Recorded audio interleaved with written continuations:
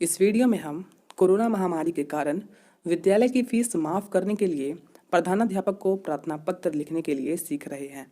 उम्मीद है आपने ऊपर वाली लेख को जरूर पढ़ा होगा। अगर आपको उसमें कुछ समझ में नहीं आया है, कोई ऐसी लाइन हो, ऐसी पंक्ति हो जिसे आपको समझने में कठिनाइयाँ हो रही हो, तो आप इस वीडियो के कमेंट बॉक्स में हमें कमेंट करके पूछ सकते हैं। ठीक है, तो चलिए इसमें शुरुआत करते हैं हम लोग प्रार्थना पत्र लिखने के लिए कि कोरोना महामारी के कारण विद्यालय की फीस माफ़ करने के लिए प्रधानाध्यापक को हम प्रार्थना पत्र कैसे लिख सकते हैं। ठीक है, तो यहाँ पर आपको क्या करना है, जिस तरह से आप नॉर्मल एक लेटर लिखते हैं। ठीक है, हमने कई सारी लेखों को अपने वेबसाइट पर डाला है जिनसे आप सभी लोगों की काफ़ी मदद होती है और हमें भी अच्छा लगता है। ठीक है, तो यहाँ पर आपको सबसे पहले क्या लिखना है, यहाँ पर आपको लिखना है सेवा में। ठीक है, उसके बाद आपको नीचे सम्मान देते हुए यहाँ पर लिखना है श्रीमान प्रधानाध्यापक महोदय। ठीक है, या फिर आप प्राचार्य महोदय भी लिख सकते हैं इस तरह से। ठीक है, उसके बाद आपको यहाँ पर क्या लिखना है, यहाँ पर आपके विद्यालय का नाम लिखना है और यहाँ पर आपको क्या लिखना है, एड्रेस लिखना है, मतलब जिस भी ज़िले से आप बिलोंग करते हैं उसके बाद वहाँ पर आपको अपना राज्य भी लिखना होता है, जैसे कि पटना, और यहाँ पर आप क्या लिखेंगे, बिहार, इस तरह से। तो काफ़ी अच्छा लगेगा। ठीक है, तो यहाँ पर क्या है, उसके बाद आपको यहाँ पर लिखना है विषय, है ना, कि आप इस पत्र को किस विषय से संबंधित लिख रहे हैं, किस विषय के लिए आप इस पत्र को लिख रहे हैं। तो यहाँ पर हमने क्या लिखा है, विद्यालय की फीस माफ़ करने के लिए, है ना, विद्यालय की फीस माफ़ करने हेतु। ठीक है, उसके बाद आपको नीचे लिखना है द्वारा, है ना, कि इस पत्र को आप अपने मतलब जो प्रधानाध्यापक है उन तक ये पत्र आप किसके माध्यम से पहुंचा रहे हैं, है ना। कई बार क्या होता है कि हम लोग अपने क्लास टीचर को देते हैं, मतलब क्लास टीचर को कहते हैं कि सर आप इस पत्र को हमारे प्रिंसिपल सर तक पहुंचा दीजिएगा, तो वो क्या करते हैं, हमारे पत्र को आसानी से पहुंचा देते हैं। तो यहाँ पर हमें पत्र में यहाँ पर ये लिखना ज़रूरी होता है, द्वारा वर्ग शिक्षक यानी क्लास टीचर। ठीक है, उसके बाद चलिए हम लोग नीचे आते हैं। तो यहाँ पर आपको इस तरह से लिखना है महोदय, या फिर महाशय भी लिख सकते हैं आप। ठीक है, तो महोदय या महाशय लिखने के बाद आपको कुछ इस तरह से लिखना है। देखिए यहाँ पर पत्र जो है, ये पत्र जो है, इसमें हर एक बच्चे की कंडीशन अलग अलग हो सकती है, सभी बच्चों की कंडीशन अलग अलग होगी। तो यहाँ पर आप अपने अनुसार से, खुद के अनुसार यहाँ पर पत्र लिखने का प्रयास करें। ऐसा नहीं है कि मैंने यहाँ पर जिस तरह से लिखा है आप सेम उसी तरह से लिखें। हाँ, ये सारे ऊपर के पार्ट्स एक जैसे हो सकते हैं, लेकिन ये पार्ट्स जो अभी यहाँ पर आएंगे वो एक जैसे नहीं हो सकते। ठीक है, तो आप यहाँ पर इस बात का ध्यान रखिएगा। यहाँ पर महोदय या महाशय लिखने के बाद यहाँ पर आपको इस तरह से शुरुआत करना है। सविनय निवेदन है कि मेरा नाम, जैसे कि मैंने यहाँ पर लिखा है, अंकित कुमार है और मैं आपके विद्यालय की कक्षा 10वीं का नियमित छात्र हूँ। अब ऐसा तो नहीं है कि जितने भी विद्यार्थी होंगे जिन्हें अपनी फ़ीस माफ़ करानी होगी वो 10वीं के विद्यार्थी होंगे, है ना। तो यहाँ पर क्या करना है, आपको अपनी कक्षा का नाम लिखना है। जैसे कि आप अगर 9th में हैं तो आप 9th लिखेंगे, 8th में हैं तो 8th लिखेंगे, इस तरह से। मेरी बात समझ रहे हैं, है ना।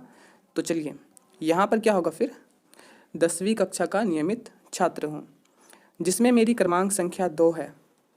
उसके बाद यहाँ पर लिखे महोदय, कारण है कि मैं और मेरा परिवार कोरोना महामारी के त्रासदी से अत्यधिक प्रभावित है। ठीक है, क्योंकि हम किस विषय पे लिख रहे हैं, कोरोना महामारी के कारण प्रधानाध्यापक को अपने विद्यालय की फीस माफ़ करने के लिए, है ना। तो यहाँ पर इस बात को यहाँ पर लिखना ज़रूरी है, इस बात की जिक्र करना ज़रूरी है। ठीक है, तो चलिए आगे देखते हैं। उम्मीद है आपको ये सारी चीज़ें समझ में आ रही होगी। ठीक है, तो यहाँ पर क्या है, मैं और मेरा परिवार कोरोना के त्रासदी से अत्यधिक प्रभावित हैं। मेरे पिताजी घर पर ट्यूशन पढ़ाकर पूरे परिवार का भरण पोषण करते हैं। कोरोना महामारी की डर से, लॉकडाउन की वजह से, यहाँ पर आप यहाँ पर अगर अच्छे से पढ़ें तो आपको समझ में आएगा। कोरोना महामारी की डर से तथा लॉकडाउन की वजह से ट्यूशन में पढ़ने वाले अधिकांश बच्चे ट्यूशन छोड़कर ऑनलाइन माध्यम से पढ़ाई करने लगे हैं। कुछ बच्चे जो अभी भी पिताजी से ट्यूशन पढ़ने आ रहे हैं वह भी समय पर अपना फीस जमा नहीं कर पा रहे हैं। जाहिर सी बात है ना। ये सारी चीज़ें क्या है, एक रियल कॉन्सेप्ट पर आधारित है। ठीक है, यहाँ पर मैंने तो एग्जाम्पल लेकर आपको बताया है, आपको सिखाया है कि आप किस तरह से लिख सकते हैं। ठीक है, तो आप क्या करेंगे, अपनी कंडीशन के अनुसार यहाँ पर अपनी कंडीशन, अपनी दशा को लिखेंगे तो ज़्यादा बेहतर होगा। ठीक है, तो चलिए आगे बढ़ते हैं। ठीक है, करने लगे हैं कुछ बच्चे। ठीक है, यहाँ पर कुछ बच्चे जो अभी भी पिताजी से ट्यूशन पढ़ने आ रहे हैं वह भी समय पर अपना फीस जमा नहीं कर पा रहे हैं, जिनके कारण हमारे परिवार की आर्थिक स्थिति काफ़ी दयनीय हो गई है। हमारे परिवार में कुल 7 लोग हैं, जिनमें मैं, मेरे माता पिता, मेरे 2 छोटे भाई और दादाजी और दादी जी, जिनका भरण पोषण मुश्किल से हो पा रहा है। ऐसी स्थिति में मैं अपने विद्यालय की फीस भरने में असमर्थ हूँ। ठीक है, तो यहाँ तक तो सारी बातें समझ में आ गई है। यहाँ तक जो हमारा पत्र था, प्रार्थना पत्र है, ये काफ़ी अच्छा लग रहा है और पढ़ने में भी काफ़ी रोचक लग रहा है कि हाँ, अच्छी तरह से लिखा गया है और ये रियल लाइफ कंडीशन पर आधारित है। ठीक है, अब नीचे क्या लिखना है, नीचे यहाँ पर हमने यहाँ पर इस तरह से इसको ख़त्म कर दिया है और आपको क्या करना है, अपने पेज में एक स्पेस देना है, मतलब एक लाइन छोड़ करके आपको फिर से नीचे लिखना है। महोदय, मैं एक मेधावी छात्र हूँ। मैंने अपने 9वीं कक्षा में क्लास टॉप किया था।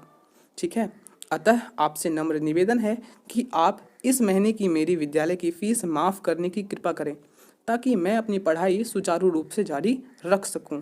इसके लिए मैं आपका आभारी रहूंगा या फिर आपके इस उपकार को मैं कभी नहीं भूलूंगा। इस तरह से आप लिख सकते हैं। ठीक है, लास्ट वाले पैराग्राफ को इस तरह से लिखा करें कि हाँ, कि आप नम्र निवेदन कर रहे हैं। ठीक है, आप निवेदन कर रहे हैं अपने किससे, प्रधानाध्यापक से आप निवेदन कर रहे हैं, इस तरह से आप लिखा करें। नहीं तो कुछ बच्चे क्या करते हैं, लास्ट वाले लाइन में कुछ इस तरह से लिखते हैं कि ऐसा नहीं लगता है कि वो अनुरोध कर रहे हैं। ठीक है, तो यहाँ पर आप ज़रूर से क्या करें, इस लाइन को, जो लास्ट वाली पैराग्राफ होती है, आप वहाँ पर ध्यान दें कि शब्दों की नज़ाकत क्या कह रही है ना, मतलब शब्द क्या कह रहे हैं। तो यहाँ पर निवेदन करने वाली फीलिंग आनी चाहिए। ठीक है, तो उसके बाद आपको यहाँ पर इस तरह से क्या करना है, यहाँ पर आपको यहाँ पर इस तरह से लिख सकते हैं, आपका आज्ञाकारी छात्र या विश्वासी छात्र या छात्राएं, तो इस तरह से आप यहाँ पर लिख सकते हैं। उसके बाद फिर यहाँ पर नाम लिखेंगे, अपनी कक्षा का नाम लिखेंगे और क्रमांक संख्या लिखेंगे। और यहाँ पर आपको दिनांक यानी कि डेट लिखना तो बेहद ज़रूरी है। आप डेट का इस्तेमाल ज़रूर करें और अक्सर होता ही है। ठीक है, तो उम्मीद है कि आपको ये पत्र लिखने में कोई कठिनाई अब नहीं होने वाली है। अगर होती है तो आप नीचे वीडियो में कमेंट करें। अगर आप इसी तरह की और भी वीडियोस चाहते हैं तो इस चैनल को सब्सक्राइब ज़रूर करें।